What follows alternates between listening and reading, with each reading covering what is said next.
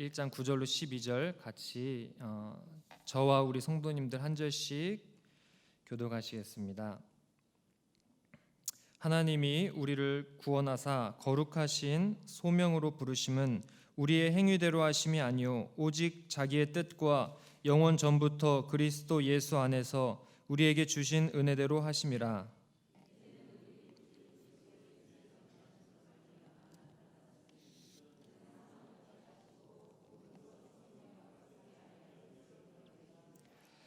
내가 이 복음을 위하여 선포자와 사도와 교사로 세우심을 입었노라. 내가 또 이 고난을 받되 부끄러워하지 아니함은 내가 믿는 자를 내가 알고 또한 내가 의탁한 것을 그날까지 그가 능히 지키실 줄을 확신함이라. 아멘.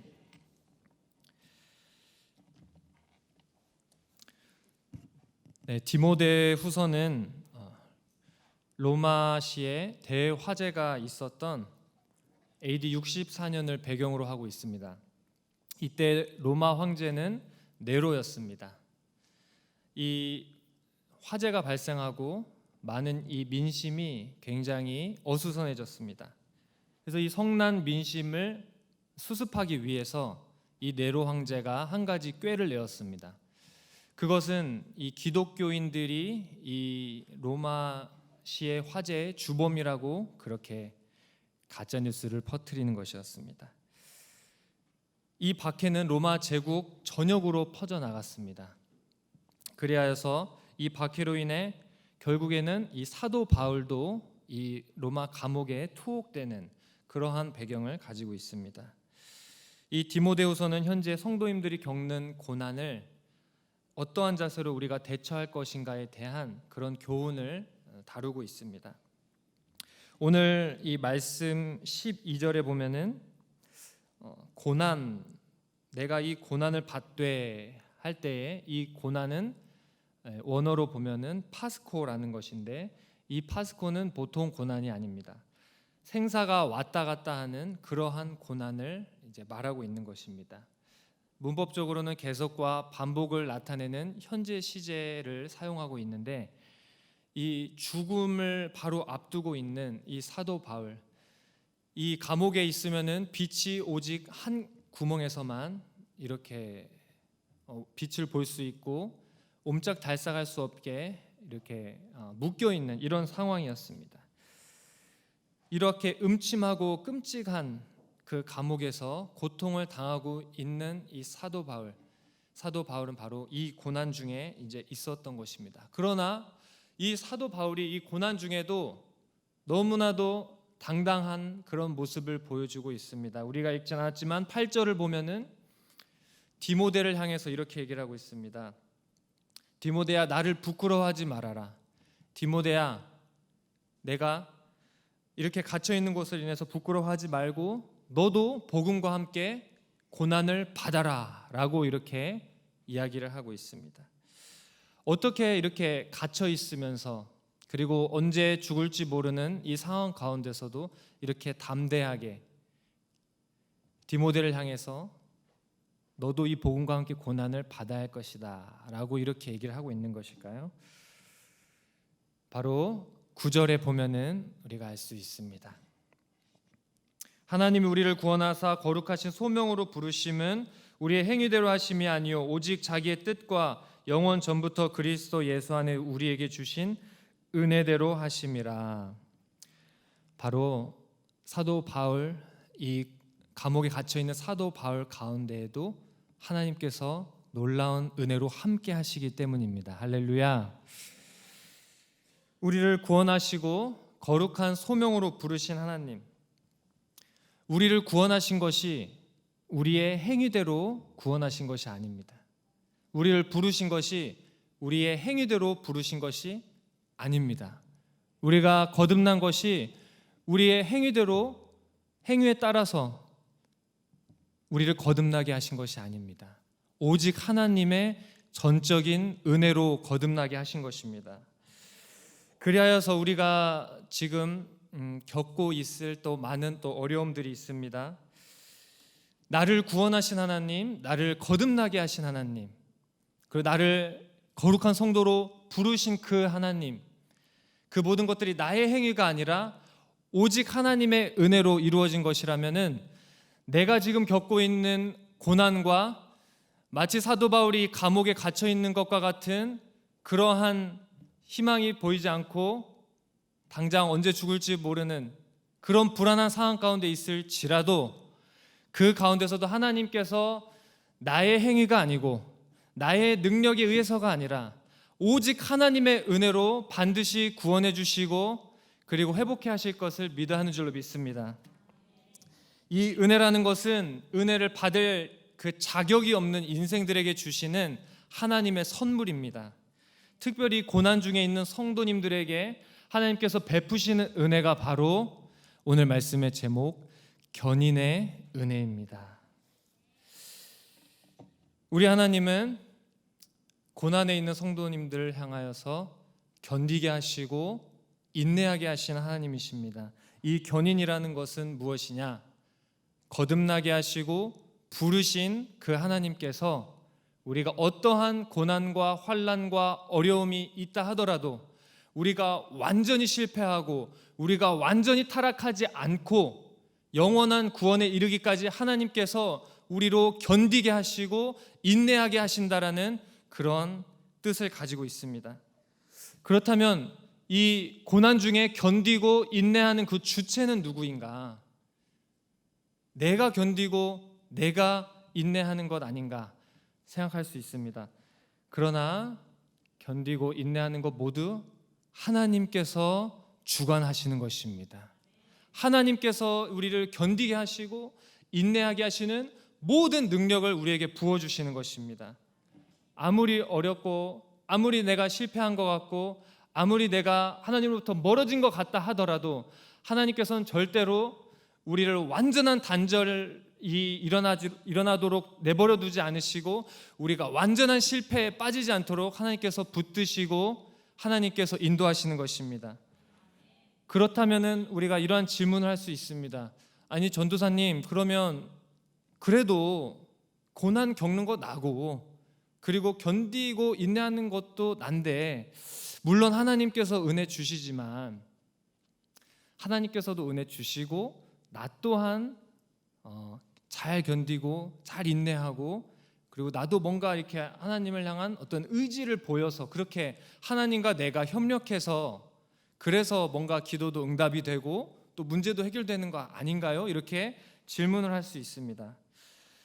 그러나 하나님께서는 하나님의 일을 행하시는 데에 우리의 행함은 우리의 어떠한 그런 의지는 조금도 필요하지 않으십니다. 하나님께서는 전적으로 하나님의 주권으로 우리를 견디게 하시고 인내하시는데 결국에는 내가 견디고 내가 인내하는 것 같지만 결국에는 우리에게 호흡을 주신 분이 누구십니까? 우리 하나님이십니다. 우리가 이렇게 살아 있을 수 있도록 생명을 주시는 것 누구십니까? 하나님이십니다. 결국 하나님께서 우리에게 모든 능력을 주셔서 우리가 견디고 인내할 수 있는 것입니다. 그렇기 때문에 우리가 고난 중에 견디고 인내할 때에 우리가 조금도 내가 했다, 내가 견뎠다, 내가 인내했다, 내가 이렇게 기도했더니 하나님 이렇게 응답하셨다 라기보다도 하나님께서 나한테 이렇게 기도하게 하셔서 하나님께서 이러한 또 응답을 주셨다라고 우리가 그렇게 하나님께 영광 돌려야 할 줄로 믿습니다. 만약에 전적인 하나님의 은혜로 견디고 인내하는 것이 아니다라고 이렇게 부정한다면은 결국에는 우리가 의지할 것은 나의 의지밖에 없습니다. 우리의 의지 얼마나 강합니까? 강하지 않습니다. 우리의 의지 너무나도 약하고 언제든 넘어지기 쉽고 실패하기 쉽고 무너지기 쉬운 게 우리의 의지입니다. 그렇기 때문에 우리가 하나님과 협력해서 우리가 견디고 인내하는 것 아니라 전적인 하나님의 은혜로 우리가 견딜 수 있고 인내할 수 있고 최종적인 영원한 구원에 이룰 수 있는 것입니다. 그런데 이 견디고 인내하게 하시는 주님의 은혜 가운데에 유혹이 찾아옵니다. 첫째로는 포기하고 싶은 마음이 드는 것입니다.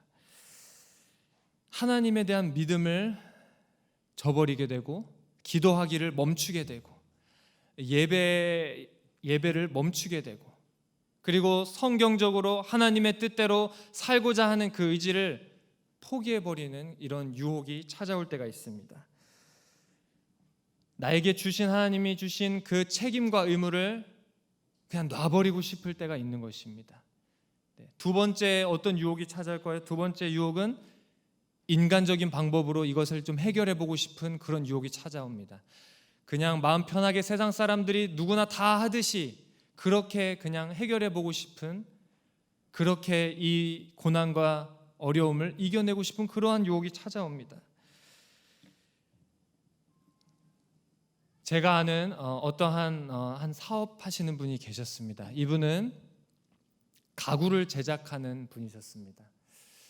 한국에서 가구를 만들면서 정말 기도하면서 하나님께서 쓰시는 이런 사업장이 되기를 그렇게 기도하면서 맡은 일을 정말로 성실히 최고의 가구를 만들고자 열심히 일을 하셨습니다.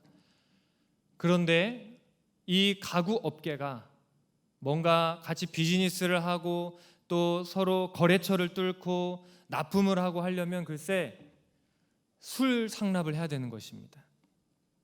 술 상납을 하지 않으면 도저히 비즈니스가 이루어지지 않는 그러한 이런 안 좋은 풍토가 있던 것입니다. 하나님을 신실하게 믿는 이 성도님은 고민했습니다.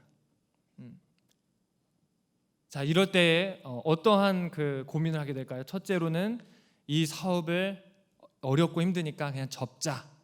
두 번째는 그래 우리 그냥 다 하듯이 그렇게 술 상납하자.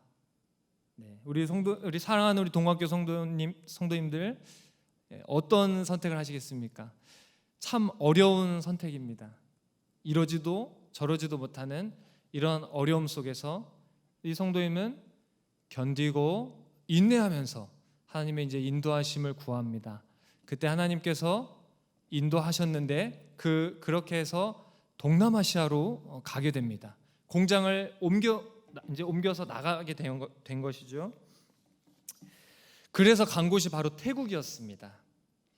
태국에서 이제 공장을 차리고 그리고 그곳에서 기도하면서 하나님께서 쓰시는 하나님께 영광 돌리는 그런 기업이 되기를 그렇게 사업을 계속했습니다.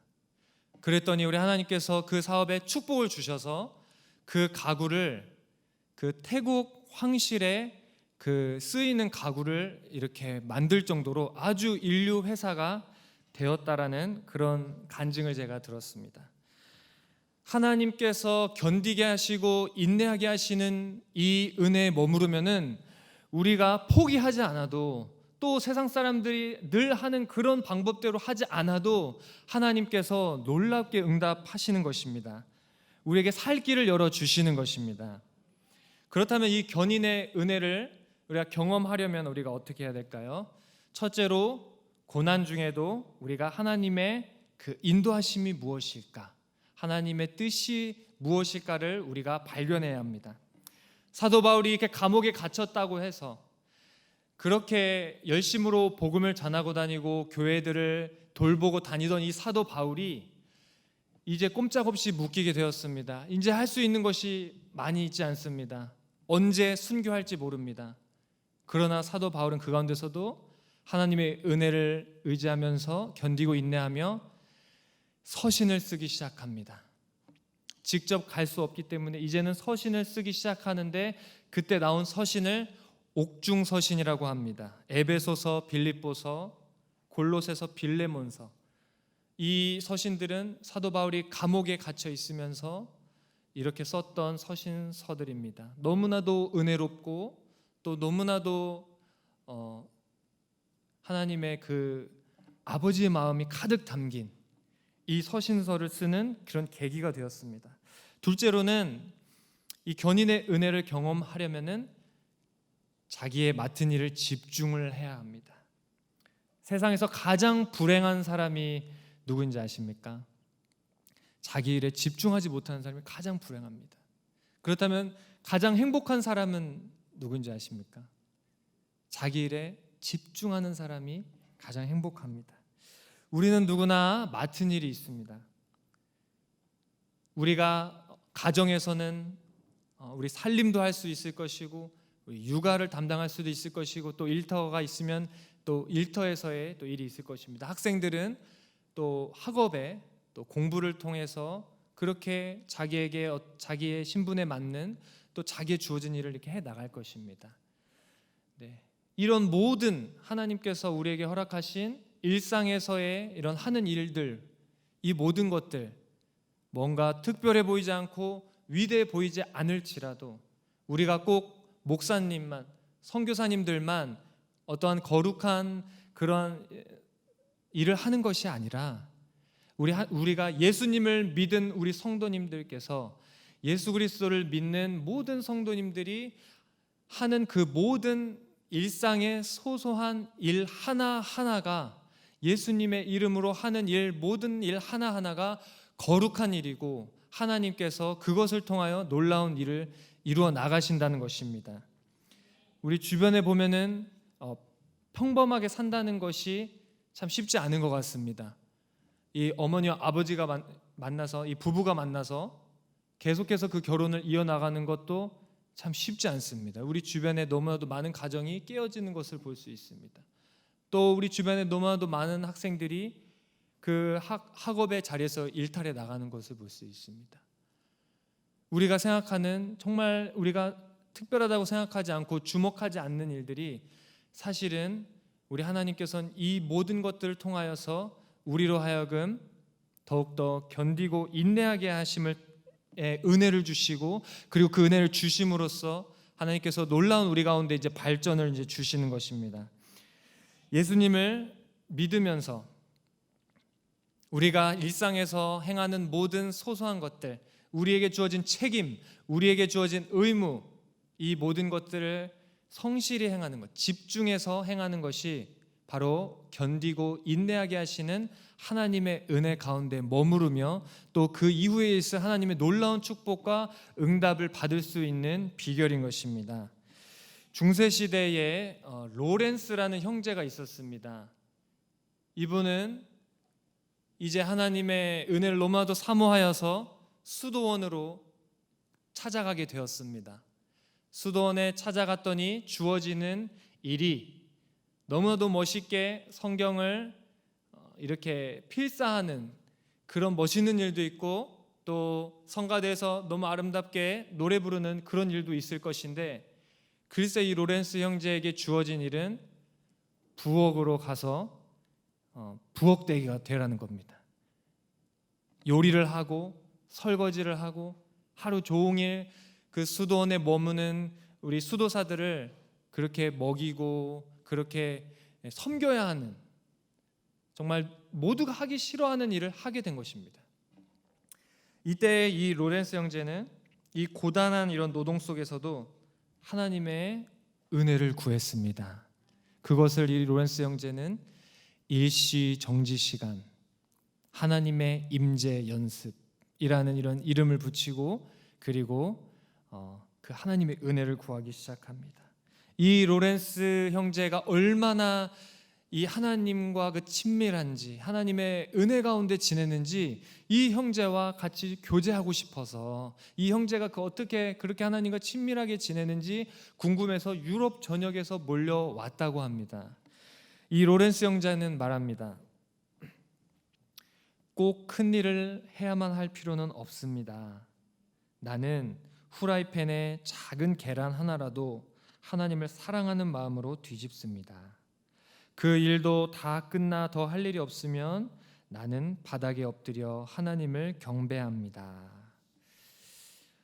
이 로렌스 형제는 수도원에서 하찮게 여기는 그 주방에서의 일을 성실하게 감당했습니다. 어떻게 보면 하기 싫을 수도 있고, 그리고 원하지 않을 수도 있지만, 그러나 견디고 인내하며, 도리어 계란 후라이 하나 부치는 것도 주님을 사랑하는 마음으로 하고, 계란 후라이 하나를 부치고서도 야, 이 계란 후라이 참 잘 부쳐졌네, 납작이 엎드려서 하나님께, 하나님 감사합니다, 하나님 나와 함께 하셔서 감사합니다. 계란 후라이 예쁘게 잘 부치게 해주셔서 감사합니다 라고 이렇게 기도를 했더니 늘 그의 일상 가운데서 하나님의 임재가 느껴지고 하나님의 은혜가 묻어나오고, 그리하여 해서 그와 함께 교제를 나누고 싶어서, 그 비결을 알고 싶어서 이렇게 찾아왔다고 합니다.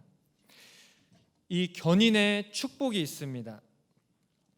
견디고 인내하게 하시는 하나님의 그 은혜의 축복은 첫째로는 하나님의 일하심을 경험하게 됩니다. 가장 미련한 사람은 자기가 혼자 일을 다 하는 사람이 가장 미련합니다. 혼자 북치고 장구치고, 그 다음으로 그보다 좀 나은 사람은 자기가 할 일을 남들에게 이렇게 잘 맡겨서 하는 사람이 그 다음으로 지혜로운 사람입니다. 그런데 가장 지혜로운 사람이 누구냐면 바로 하나님으로 일하시게 하는 사람이 가장 지혜로운 사람인 것입니다. 하나님이 친히 일하시게 하고 나의 손이 아니라 하나님의 손으로 주님의 일이 이루어지게, 그렇게 할 때에 어떠한 축복이 있느냐? 두 번째로 견인의 축복은 부작용이 없습니다. 우리가 견디고 인내해야 될 때, 그때에 정말 이런 유혹에 빠져서 뭔가 이런 그냥 세상 방법 하고 싶고, 그냥 상식적인 선에서 그냥 하고 싶고, 대충 그냥 처리하고 싶고, 그냥 빨리 이것만 모면하고 싶고, 그럴 때 그렇게 정말 세상 방법대로 하고 내가 하고 싶은 대로 했을 때에 그 결과는 결국에는 내가 책임져야 됩니다. 결국에는 어떠한 부작용이 따릅니다. 당장은 그 어려움을 건널지라도, 그러나 그것에 따라오는 부작용이 반드시 나름입니다. 그러나 우리가 하나님의 일하심으로 일을 하면, 하나님의 일하심을 구하고 또 그 하나님의 일하심의 응답을 받아서 하나님께서 친히 우리 가운데 역사하시면은 어떠한 부작용도 없습니다. 어떠한 책임도 없습니다. 왜냐하면 하나님이 하셨기 때문입니다. 제가 신학교 다닐 때 동기가 있었습니다. 이 전도사님이 어떠한 자매님을 만나게 되었습니다. 믿음 안에서 너무나도 아름답게 교제하고 그리고 결혼을 하고 싶었습니다. 결혼을 하고 싶어서 이제 부모님께, 서로의 부모님께 소개도 시켜드리고 그렇게 이제 하던 중에 이 자매에 대한 한 가지 사실을 알게 되었습니다. 그것은 이 자매가 천식 환자였다는 것입니다. 몸이 너무나도 허약한 천식을 앓고 있던 그런 자매였다는 것입니다. 이 사실을 알고 저의 이 동기되는 이 전도사님이 이 사실을 부모님께 알릴 수밖에 없었습니다. 부모님께서 이제 물어보시겠죠. 건강한지 어떤지 이렇게. 그래서 이 자매가 이렇게 천식이 있다라고 이렇게 얘기를 할 수밖에 없었습니다. 그랬더니 부모님도 목회자이신데 본인들이 그렇게 목회를 하시면서 너무나도 정말 수고롭고 고생스럽게 그렇게 이 사명을 감당해 오신 것을 알기 때문에 본인들의 자녀가 이제 앞으로 목회자의 길을 갈 텐데 이제 그 배우자로서 그렇게 환자를 얻게 되면은 얼마나 그 목회 길이 어려울까 해서 이 부모님들이 반대를 하셨다고 합니다. 그 자매님은 아닌 것 같다고, 헤어지라고. 그러자 이 동기 전도사님이 저한테 전화가 온 것입니다. 저에게 전화를 해가지고 형님 저 이제 어떡하죠?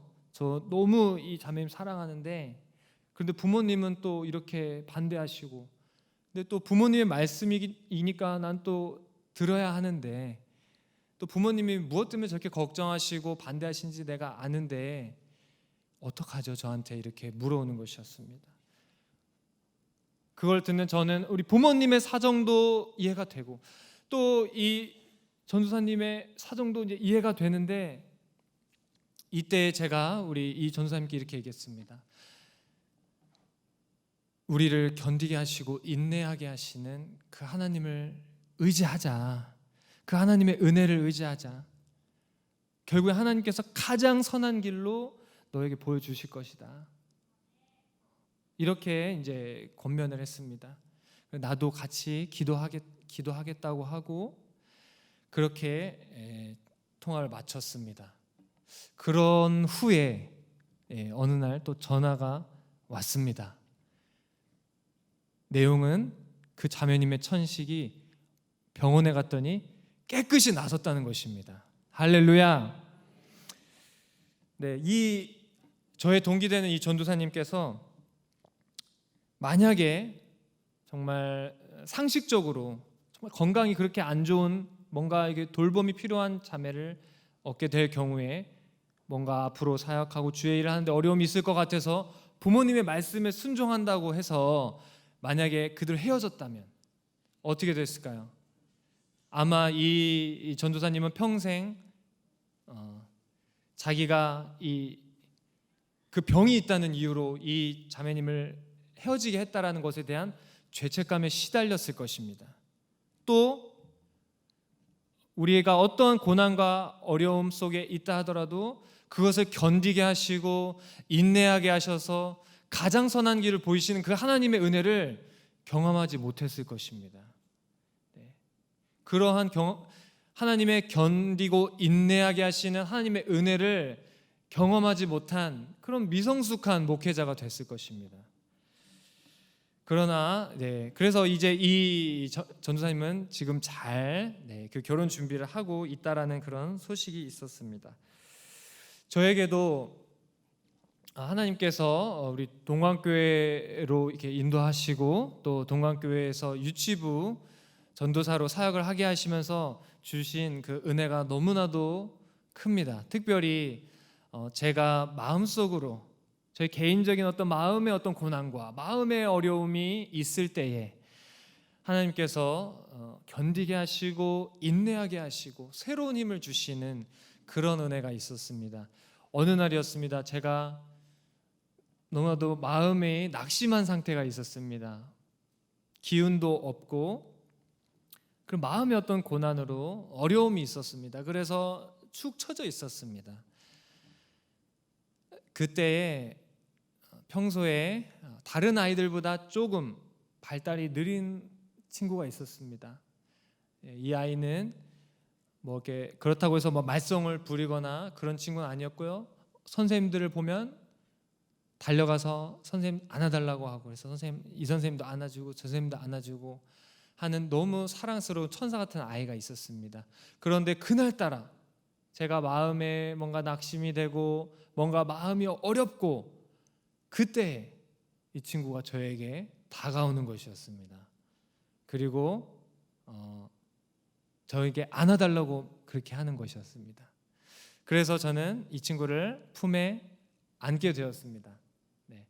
이 친구를 품에 안고 그리고 한참을 있었습니다. 한참 한 10분 정도 있었을까?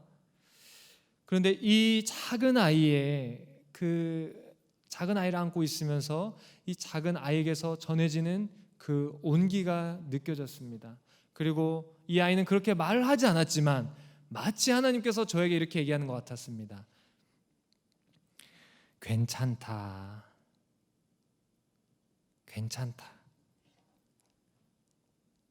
이 작은 아이의 이런 안아주는 그 작은 행위였지만 그 가운데서 뭔가 하나님의 위로가 임하고 새 힘이 생겼습니다. 뭔가 내 마음에 방금 전까지 있던 이런 싱숭생숭하고 낙심된 이 마음이 언제 있었냐는 듯이 사라져버린 것입니다. 또 어느 날이었습니다. 그날도 제가 뭔가 마음이 좀 축 처져 있을 때입니다. 뭔가 마음이 심란한 그때에 또 우리 유치부 아이 중에 한 아이가 있었습니다. 이 아이는 툭하면 우는 아이였습니다. 이 유치부 아이들은 아직 이 언어가 발달하지 않았기 때문에 자기의 감정이나 자기 어떤 이런 것들을 말로 이렇게 표현하는 걸 어려워합니다. 그래서 어려우면 어떻게 해버리죠? 그냥 울어버립니다. 근데 이 친구는 그렇게 툭하면 잘 우는 그런 친구였습니다. 그래서 그날도 제가 마음이 뭔가 이렇게 어려움 중에 있는데 이 친구가 어디서 무슨 속상한 일이 있었는지 울면서 오는 것이었습니다. 저한테. 예. 닭똥 같은 눈물을 뚝뚝뚝뚝 흘리면서 저렇게 오는데 제가 또 어떻게 했을까요? 네, 또 이렇게 안아주었습니다. 안아주고 그리고 등을 토닥토닥 이렇게 두들겨주면서 그 뭔가 마음에 이런 것들이 좀 괜찮아질 때까지 그렇게 안고 있었습니다.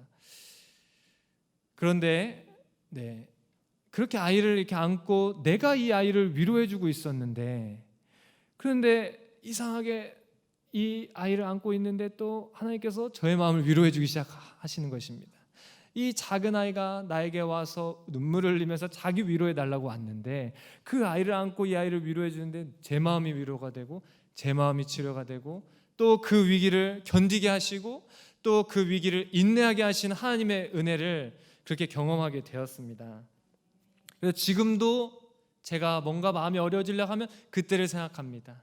그 작은 아이들이 나에게 와서 안길 때 그때 임했던 하나님의 견디게 하시고 인내하게 하시는 그 주님의 은혜, 지금도 그걸 생각하면은 지금도 힘이 나고 지금도 다시 한번 해보자 라는 이런 마음이 들게 됩니다. 말씀을 마치겠습니다. 우리가 코로나로 인해서 참 많은 어려움이 있습니다. 우리 학생들은 제대로 교육을 받지 못하고 있고 또 경제적으로도 너무나도 어렵습니다. 당장 생계가 또 위협이 되는 그런 분들도 있을 것입니다. 뭘 해도 예전과 같지 않은 이런 어려운 상황입니다. 이럴 때 우리가 구해야 될 한 가지가 있습니다. 그것은 바로 견인의 은혜입니다. 우리 하나님께서 우리를 구원하셨습니다. 나의 행위가 아닌 하나님의 은혜로 구원하셨습니다. 하나님께서 우리를 거듭나게 하셨습니다. 나의 행위가 아니고 나의 선함이 아니라 하나님의 은혜로 우리를 거듭나게 하셨습니다. 하나님께서 우리를 성도로 거룩한 성도라 부르셨습니다. 이것이 나의 행위가 아니고 오직 하나님의 은혜로 우리를 부르셨습니다. 그 하나님께서 우리가 아무리 어려운 고통이 있고 우리 가운데 아무리 어려운 환난이 있어도 우리가 완전히 실패하지 않고 우리가 완전히 넘어지지 않고 우리가 완전히 타락하지 않고 하나님의 영원한 구원에 이르기까지 우리가 지금 겪는 이 어려움보다 더욱 크게 응답하시고 부어주시고 함께 하시는 견인의 은혜가 있다라는 것을 믿는 저와 여러분 되시길 예수님의 이름으로 축복합니다. 주여 날마다 견인의 은혜로 살게 하여 주시옵소서 하고 기도하는 저와 여러분 되시기를 예수님의 이름으로 축복합니다.